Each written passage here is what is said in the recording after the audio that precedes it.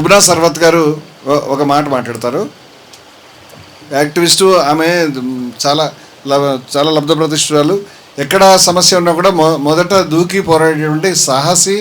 ఆమెకి ధన్యవాదాలు చెప్తూ ఇక్కడికి వచ్చినందుకు వారిని మాట్లాడమని. అందరికీ సలాం అండి.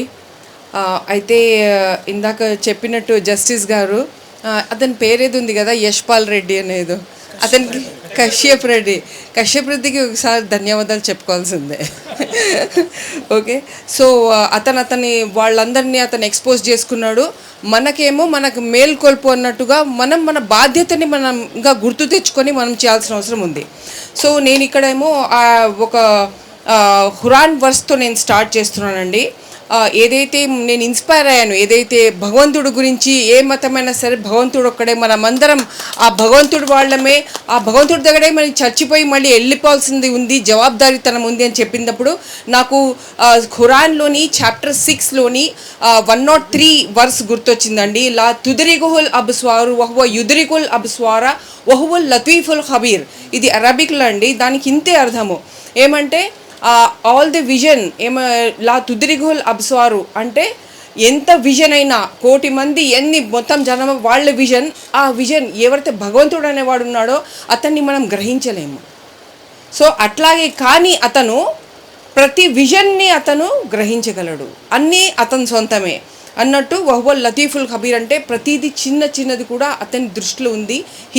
హీ నోస్ ఎవ్రీథింగ్ అని ఆ ఖురాన్లోనే వర్స్ నాకు ఇన్స్పైర్ చేసింది. ఇమీడియట్గా నాకు గుర్తొచ్చింది ఇక్కడ పెద్దలందరూ మాట్లాడుతున్న చూసి.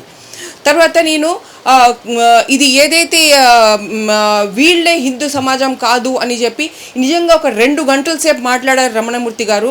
But he never repeated himself and he spoke with such clarity.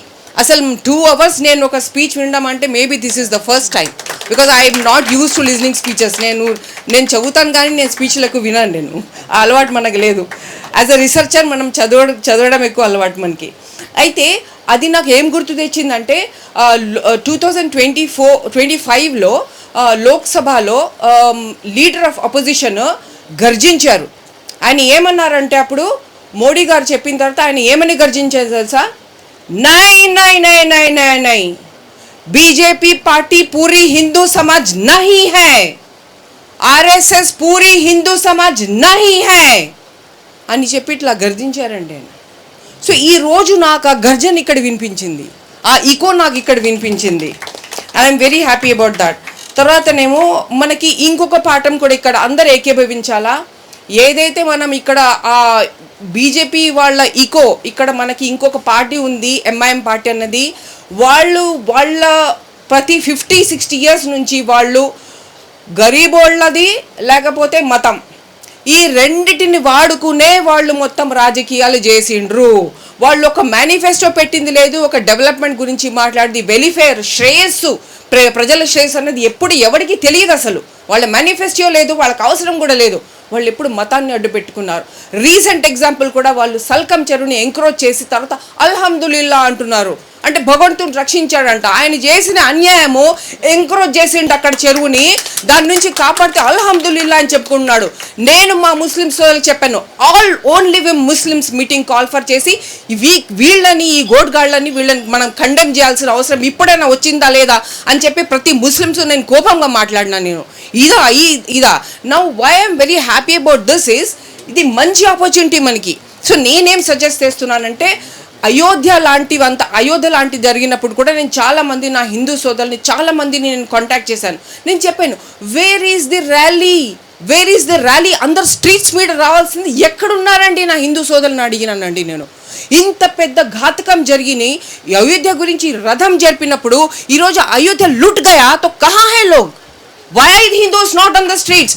ఎందుకంత కోపం రావట్లేదు మీకు? నాకు అర్థం కావట్లేదు.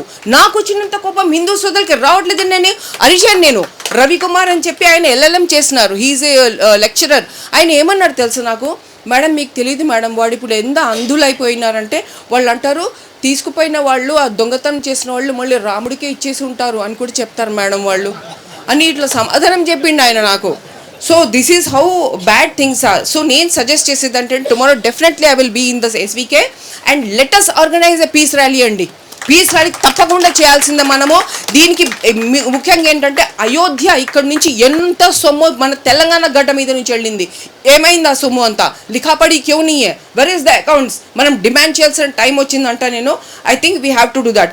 ఇట్లాంటి ఈ టెంపుల్ చోరీకి దిగిన వీళ్ళకి మనం భరతం పట్టాలంటాను నేను. దానికి I'm really sorry that Hindus are not on the streets. నేను వెయిట్ చేస్తున్నా ఒక ర్యాలీగా, ర్యాలీలో వెళ్ళి నేను జాయిన్ అవుదాం అంటే ఇప్పటిదాకా ఒక్క ర్యాలీ కూడా లేదు. దయచేసి మీరు ఆ టెంపుల్ చోరీ అయిన దానికి మీరు యూ హ్యావ్ టు టేకప్ అండి. ప్రతి మీలాంటి టెంపుల్ హెడ్స్ కూడా అవి తీసుకెళ్ళాలండి.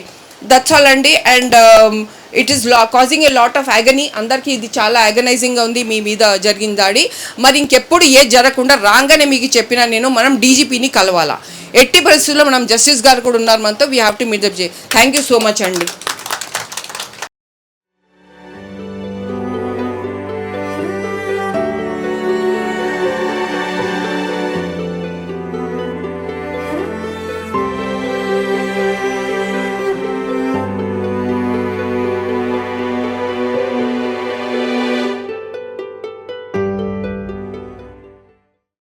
మీ ఆలోచనల్ని మరింత సంపద్వంతం చేయగల ఈ పుస్తకాల్ని మీరు చదివారా? ప్రతులకు జై భారత్ పబ్లికేషన్స్ 9848030089.